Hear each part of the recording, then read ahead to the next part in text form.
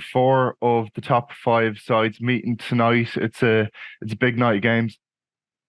Yeah, it is. I mean, we're at that stage where there's one round of fixtures left to go. Basically, I know Derry have a game in hand, but effectively everyone has to play each other once more now, and we still have a live season.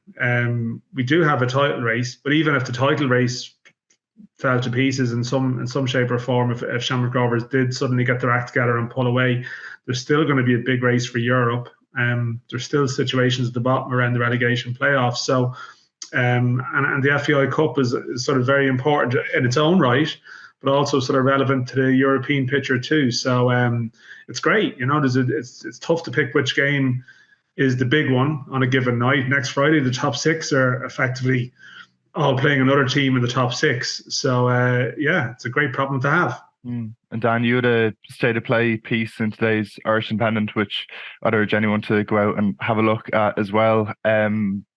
Compared to previous years, at this point in the season, there's a lot to play for the majority sides, which hasn't been the case of late. Yeah, no, that's the thing. I mean, it's I mean, the gap between first and sixth is 11 points. I mean, around this time last year, I think it was 23 or thereabouts. And I think the fact is that, like, I mean, and even last year, like, the top 4 were well clear. So, the whole European picture was wrapped up. Okay, who's going to win the cup? I mean, this year is a lot more complicated. In that you have Derry and Shamrock Rovers out of the cup. I think still Derry have the best chance of taking a run at Shamrock Rovers and challenging them, although I know that could change. I mean, you could be saying something different tonight or after next week, but I still feel that's maybe the most possible scenario. But then you have a weird situation where Bows, Pats and Dundalk are also in the FAI Cup. They have been kept apart. So there's a race for third. And often fourth is very important, but that could end up being secondary to the cup in a weird way. So I think whatever happens, we're going to have twists and turns. I saw Shells, they're playing tomorrow night against Sligo Rovers. They've got the most work to do, and you would have thought for Shells, maybe fourth could be as far as they could go, and that mightn't be enough if the cup final ends up being, Bows and Dundalk fifth and sixth, and in the cup final, say. So there's a lot of permutations and combinations to consider. Well, speaking of the teams up the top end of the table, third against fourth, Bohemians host Derry City, level on points. I feel like you could say that about a lot of games tonight. Every game is a big game for each club, but particularly for these two, it's a big chance to make a bit of ground. Yeah, no, I think this is as interesting a game as any tonight. It's the game I'm going to take in. I think it's probably because Derry, you want to see how they respond to last week. I mean, the 2 penalty shootout defeats in 72 hours. It's hard to recall a team having a week of setbacks like that. I know Shamrock Rovers a couple of years back already had European woe when they went out of the cup on the Sunday. So, but the format of it, like 2 penalty shootouts, is particularly sickening. And I think from a Derry perspective, Cameron Dummigan's talking about winning their last 8 out of 10 games. The next 2 weeks are away to Bows and then to Dundalk. So, like, these are big fixtures for them. So I think mentally we'll get an idea of where they're at. That's why it's a big game from their perspective. And Bows, I mean, again, they've got Jonathan Afolabi, the form striker. I think Bows are still probably, and I'm probably guilty of this myself, I can't quite think of them as title challengers because they were so far back last season. I think it's hard to jump straight away to challenge in the first year of a cycle with a team. But, I mean, who knows? If they can win this game, there's 8 games to go and you're in position and you may have the best striker in the league at the moment, and it could be one of those years where something strange happens. So that's why it's a big momentum game for either side. I mean, and Bows are so strong at Dalymount that they have no reason to fear what's coming. Because I know a couple of times this season, Declan Devine has said they're taking it game by game, playing down all the title questions, but you could have a situation in a few weeks where they're there and thereabouts. But for you, have they exceeded expectations this year in Declan Devine's first full season? No, I think they have. I mean, I've made this point a couple of times. Like, their away form probably hasn't been terrific, and since they started well away from home and they won in Cork and they had some wins, but I would feel there's been some worrying enough first half performances in games. I've seen them in games where they haven't been terrific, but in fairness, they could have won away to Pats a couple of weeks ago. So that could be just overplayed.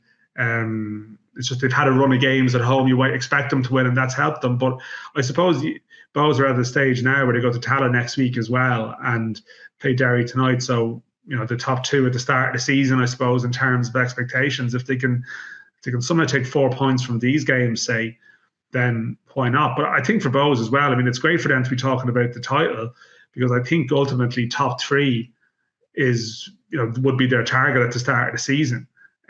So the longer you can push for that, the closer obviously you're going to be to the top three. And I don't think anyone in Bows it's going to be disappointed if they finish 6 points off the pace in third. That'd be an amazing season. Bows still in the cup, obviously. Moving on to Shamrock Rovers against Dundalk, the champions lead is at 4 points, and they'll be hoping to at least maintain that, if not extend it, against Dundalk, who they have found tricky enough this season. Yeah, they have, although it's in Oriel Park generally. Dundalk haven't won in Tala for 4 years, so it's a fixture that I think Rovers will be quite. Motivation will be straightforward, because that cup defeat really hurt them. Few instances after the game as well and stuff. So there shouldn't be any issues with motivation from the Rovers' point of view beyond the obvious of going for the league. I think, there's no doubt the Rovers before the break, I know they beat Cork, but they weren't impressive. Then they conceded the late goal against Shells. They were showing fragility that was giving everyone encouragement. Now they've had 2 weeks off that they wouldn't have expected, about 2 weeks not playing. Stephen Bradley's talking about a good week of training, and I suppose you were looking to see the proof that they have a few more bodies back. It would seem, although there's no timeline on when Jack Byrne will be seen again, and that's obviously a concern for them. We'll see if we see Farouja tonight, or if they wait until the Bows game. But it's a game that, while I think Dundalk, are decent, and Darrell Horgan's adding something to them, and he'll certainly enjoy Tala, and they have the ability to be expansive. They probably defensively, you still have a few issues about them being stretched by Rovers if they play to their max. But it's a huge one. I mean, if Rovers come out tonight after 2 weeks off and they look the same as they did before the break, and just a little bit laboured at times and just not convincing, and then everyone else will be buzzing. So it's going to be very significant to see how they approach it. I think that's the TV game tonight as well. Moving on to UCD. Firstly, this big game up in Louth. Drogheda faced Cork City, 8th against 9th, and Cork had a hammer blow result, draw against UCD last time out in the league. And you feel if they don't pick up anything less, maybe a point might do them, but a win would be a big boost to their survival hopes. Yeah, I feel like when Cork City play Drogheda this week and they play Sligo Rovers next week, and they have to win at least one of the games, and in reality, they can't afford to lose either of them, in my view. Well, I suppose, I don't know, that's maybe not technically true. Like if they beat Drogheda and lose to Sligo Rovers, then it just becomes a head-to-head with Drogheda. Like maybe that's the case, but yeah, I just don't know. Like Cork City obviously beat Waterford, that they needed that injection of sort of positivity in that game, and that's good. They're still throwing in free agents at the last minute, and it's sort of, that's always a bit of a strange thing in a way, that you're sort of at this stage of the season with 9 games trying to integrate new signings. There's an element of desperation about that, but they could find the gem in there. Who knows? Seems like a couple of players made a good impression against Waterford. But Drogheda, by contrast, are way more settled, way more secure.